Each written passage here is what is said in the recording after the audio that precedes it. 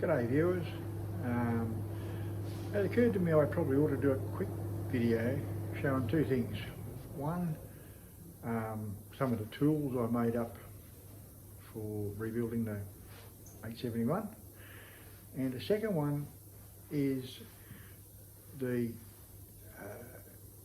issue I found with what I think is the factory setup for the oil pressure gauge on the PD4106. Okay, so I'll show you that now.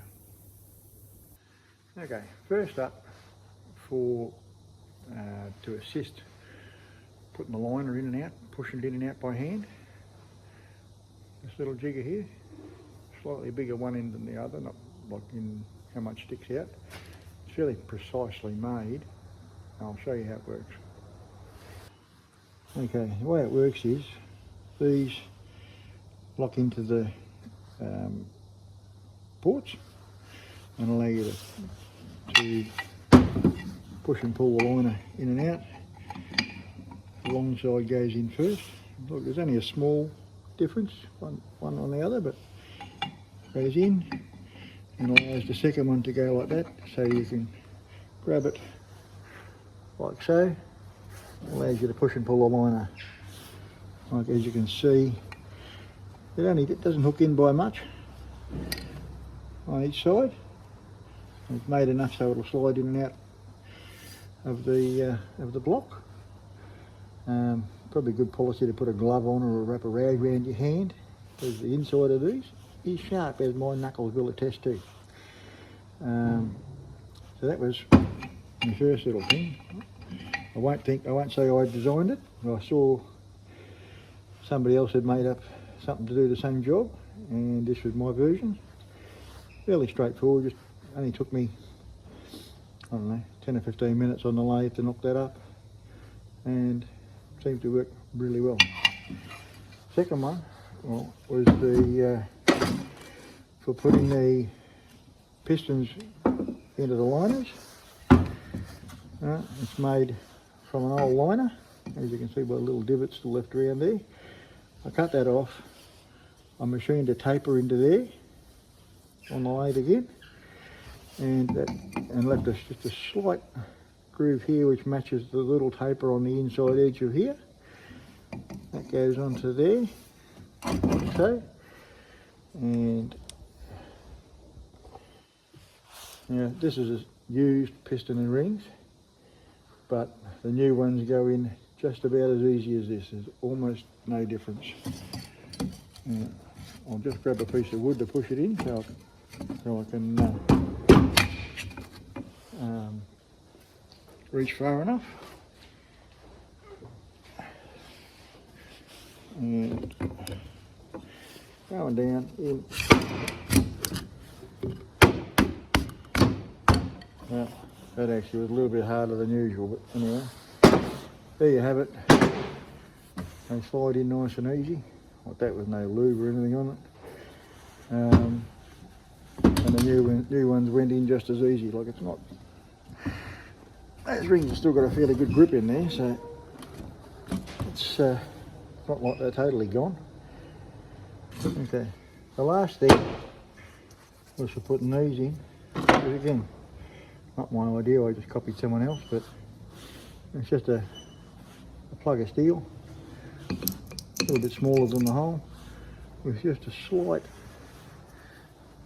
dome on the end. Like, it's really not much. It's probably more than I really needed, actually, as it turned out. But once you put your new little piece in there, on there, a couple of swift whacks with a hammer, test it out with your suction cup, and out of the whole set I did, I think I only mucked up one. So if you're doing it, get a couple of spares just in case, but yeah, worked really well. I was very pleased with it. And like I said, it's only got a very, very small dome on the end of it, and even that, it's only probably, I don't know, 2 or 3 millimetres, and that's probably more than it needs to be. Again, that was pretty quick to thread it. Put a bit of a taper on that on the lathe, didn't take much at all. And those three things made life a lot easier. Didn't take me long to make. Probably hardest one to make was the tapered sleeve, only because I got a pretty old lathe and didn't have a steady rest to do it with. So it was a bit sort of hanging out there. I had to cut it really slow. Anyway, that's those bits. Now I'll just show you what I discovered with the oil pressure situation. One last bit I forgot to mention. Just 3 bolts. Can't remember what size they were, but same size as the head bolt. I bought them a ½ inch longer and just cut a screwdriver top into them. But not that I really needed that, but just in case they got a little bit stuck in the threads. 3 bolts in, 1, 2, 3 at a triangle shape. Head slipped on beautifully. I will show you the head lifter I threw together. 1 second. Okay, I made this after seeing a picture of out of the manual of the genuine Detroit one, which appears to be designed to lift ones on a truck engine, which would have the heads sitting on a nice even angle both sides. But as soon as I was doing it on the engine out of the GM coach, which lays on a 42-degree angle, I needed something adjustable. So adjustable here to change the angle. That bolts onto the exhaust bolts, and you can lift one head relatively flat with this tilted back, and by adjusting it you can get to the second head. You can get them fairly close so they slide on really nice onto those guide bolts. Made life quite a lot easier rather than trying to muscle them on like I've done in the past. Yeah, so really easy with just making this lifter. A little bit of mucking around to make, but it worked quite well. Very pleased with it. So it'll also, I haven't tested it, but I'm pretty sure it'll fit on the 92 series ones as well. Matter of fact, I can check that right now. Okay, yep, double checked. It does fit on a 92 series head as well, so it's same bolt spacing. Like I said, it wasn't hard to make. A little bit of thinking to make sure I was going to be able to make it fit everywhere. Hardest bit was for the lower head on the GM coach, which sits, and you've basically got to have it down the engine head almost vertical. I was concerned that I'd have issues with this hitting the blower, but didn't do it. Fitted fairly well. Again, those guide studs, well, on the lower head's got its own studs built into it. By sitting on them, it made it really easy. So that part worked out quite nicely. And anybody got any questions, by all means send me a message. But yeah, worked out quite well. Okay, now I'm making an assumption that all the oil plumbing on my coach was standard, and I'll show you where it went and what I changed and why I changed it. Now, this little manifold, I'd say is factory. It's got your oil pressure gauge, sensors that read to the gauge in the cabin, and your warning lights, etc. And the oil supply to this came from this elbow and went down and keyed into the oil supply on the 50DN alternator.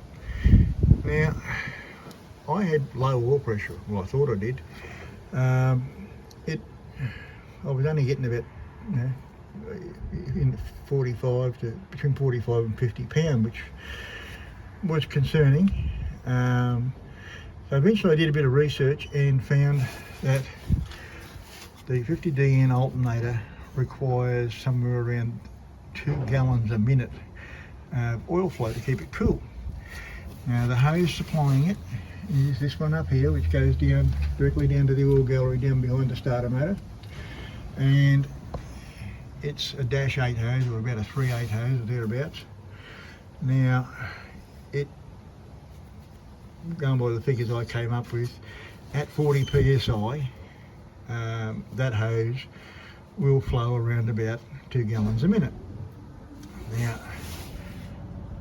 I suspect there's not a lot of back pressure for the oil in the alternator. So with that, I wasn't getting a true pressure reading off the top of this little T here, because it was sort of dumping out below when we were running it around to the maximum flow for the hose. So anyway, I went down to where the oil supply comes from for the compressor, which is the gallery on the other side of the block, and put a master gauge in there. And to my surprise, the oil pressure was about 60 psi, 65 psi. So, simple solution was block off that gallery up there, so it just that line just feeds the alternator, and run a fresh hose down. It's only a little small hose down to the bottom where the other oil gallery is, and tee it into it down there. And now I'm getting good readings everywhere, and makes me feel a lot better, I can tell you. Anyway, that's about all for today. Hope everybody has a good day, and catch us around.